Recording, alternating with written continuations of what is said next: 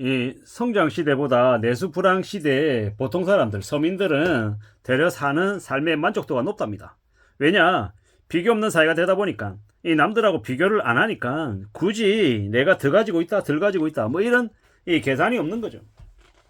예, 소비가 줄어들어서 되려 욕심이 줄어들어서 되려 더 삶이 만족스럽더라는 겁니다. 희한한 거죠.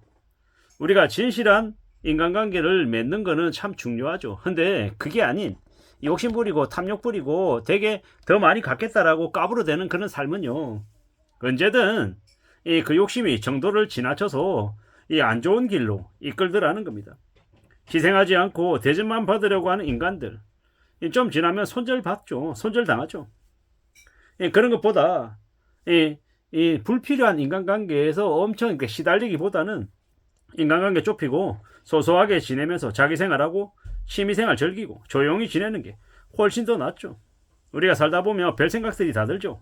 근데 그런 불필요한 생각에 이 것도 안 하는 게 훨씬 더 낫다라는 겁니다. 남의 사생활 묻는 것도 이제 실례죠. 어디 사는지, 뭐 학교 어디 나왔는지, 애들 몇 명인지, 뭐 이런 것들 안 중요하죠. 근데 이때까지는요, 어디에 사는지 물고, 어느 아파트에 살고, 몇 평 살고, 이 월급 얼마 받는지, 연봉 얼마인지, 애 학교 성적 어떤지, 뭐 되게 세세한 것까지 너무 많이 물었던 세상입니다. 이제 그런 것들 이제 묻는 것도 이제 하면 안 되고, 또 궁금해하지도 않고 그냥 살아가는 게 훨씬 더 낫다라는 겁니다.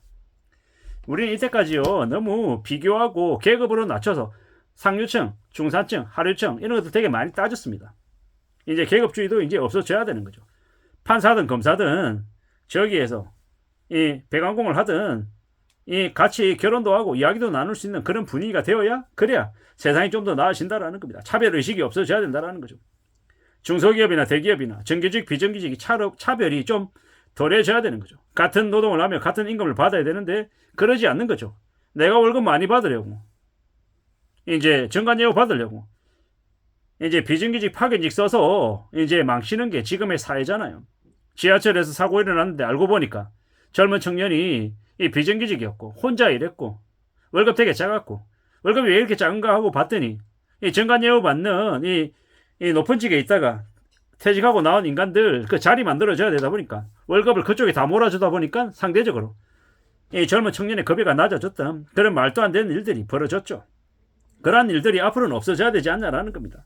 이 상급지, 하급지, 강남, 비강남, 뭐 태남, 태북 이런 개소리하는 말도 없어져야 된다라는 거죠. 앞으로 우리는요, 더욱더 현실적으로 삶을 살아갈 필요가 있겠다라고 봅니다.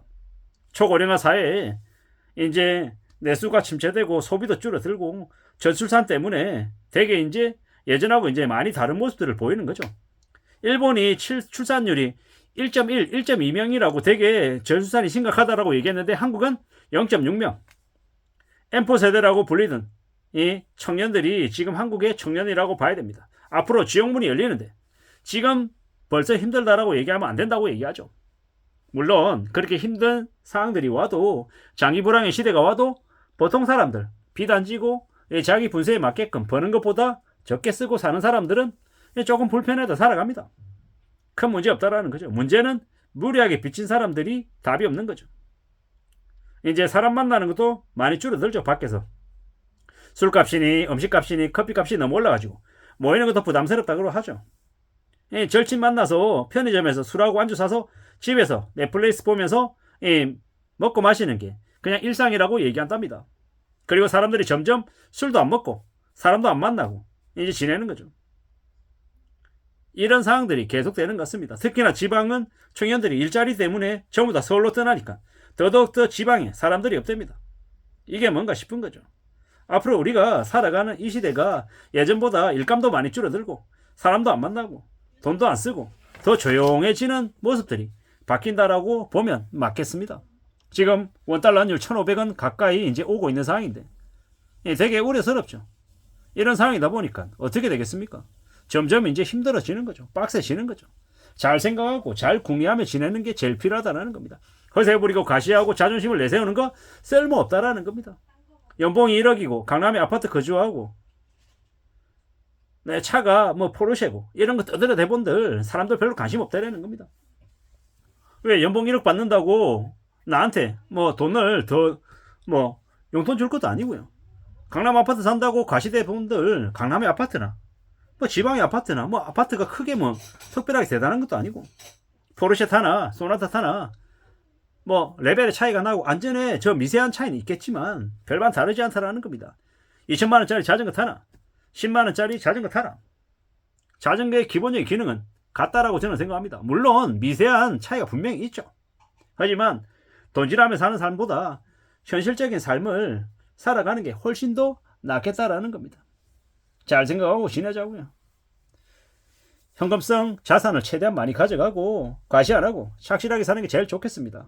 이 온라인에서는 길거리에서는 전부 다 만나면 다 대기업에 다닌다 그러고 현금성 자산으로 3억씩 5억씩 통장에 다 가지고 있고 월에 1,000만 원 2천만 원 받는 거 쉽다라고 얘기하는데 진짜는요.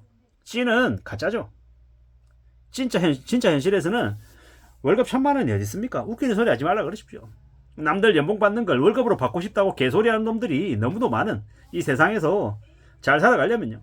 절약하고 성실하게 살기도 바쁘죠. 착실하게 살아가는 게 더더욱 필요하다는 겁니다. 우리는 이 힘든 어려운 시기를 잘 견디고 또 적응하며 살아가야 되는 거죠. 함부로 투기하거나 도박하거나 또 함부로 창업해서도 안 되고요.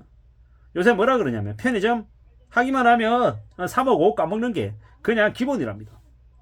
그것도 편의점 하다가 못하겠다고 6개월 만에 접을 수 있냐? 아니죠. 이 계약을 5년 하면 5년 안에는 죽어난 사람 못 그만두고 무조건 해야 되는 거죠. 그리고 5년 지나고 나면 계약 만료되고 나면 돈 남는 게 아니라 빚만 잔뜩 남죠. 빚만 남습니까? 이 병도 남습니다. 이럴 정도로 되게 힘들고 빡세죠. 이게 현실이다라는 겁니다. 함부로 창업할 생각하지 말고 함부로 투기할 생각하지 말고 욕심 부리지 않고 과시하고 드러내고 허세 부리지 않고 착실하게 조용히 살아가고 자기 취미하며 그냥 감사하며 지내는 게 제일 낫다라는 겁니다. 함부로 빚지면요 30년 주택담보대출 받으면 30년 동안 빚쟁이로 살아간다라는 겁니다. 이 빚은 내놓고 30년짜리 빚 내놓고 30년 동안 빚 안 갚겠다라고 생각하면 금융권들이 가만 냅둡니까? 사고 팔아가지고 시세 차이 남겨서 돈 벌겠다라고 생각하는데 그게 내 생각처럼 착착 되냐고요. 잘 안 된다라는 겁니다. 여차하면요 그 빚이 자식한테까지 물려진다라고 봐야 됩니다. 무서운 일이죠. 이런 무서운 일이 엄청나게 많이 벌어지고 있는데 부채 가행 시대에 함부로 빚진다? 내 스스로 지옥으로 걸어 들어가는 거하고 똑같다라고 생각하면 맞습니다. 그러니 어떻게 살아야 된다? 조용히 조심조심하며 자기 삶을 잘 지키며 사는 게 제일 낫겠다라는 겁니다. 나라가 망해가고 있다? 그래서 나도 망할 것 같다? 이렇게 얘기 많이 하는데 빚진 사람들만 망하는 거지 성실하게 착실하게 현금성 자산 쌓아놓고 무던하게 자신의 삶을 지키는 사람은 망하지 않는다. 조금 불편할 뿐이지 무난하게 더 만족도 있게 산다 라는 말씀을 드리고 싶었습니다. 이상입니다.